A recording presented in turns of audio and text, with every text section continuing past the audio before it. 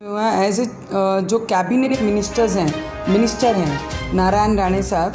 उनको जो जिस पद्धति से उनको अटक करने आया है, उनके ऊपर गुना दाखिल किया गया है। खाने की थाली हाथ में रहने के बावजूद पुलिस इतने फोर्सफुली अटक करने के लिए वहाँ पे आई थी, तो मुझे कहीं ना कहीं ऐसा लगा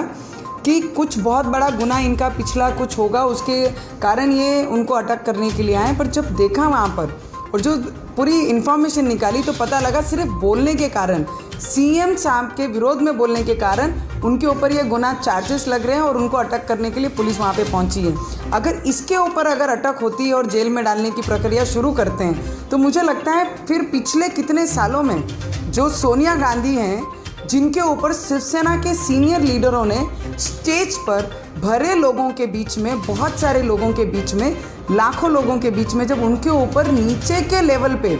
जब बातें करते हैं तो उनके ऊपर भी क्या ये सरकार कार्रवाई करेगी, गुना दाखिल करेगी और उनको भी जेल में डालेगी। अभी ये क्लियर होना चाहिए, क्योंकि एक सीनियर सिटीज़न पे जब लॉ हम बनाते हैं, केंद्र में जब लॉ बनता है कि सीनियर सिटीज़न को अगर कोई तकलीफ देता है तो उस पर चार्जेस लगने चाहिए। अगर सीनियर सिटीज़न और कैबिनेट मंत्री और एक्स सीएम ऑफ महाराष्ट्र पे ऐसी अगर कार्रवाई करते हैं और ऐसा बिहेवियर उनके साथ होता है जब वो खाना हाथ में लेकर बैठे हुए हैं, तो आम जनता महाराष्ट्र में जो रहती है उन पे किस तरीके की राजनीति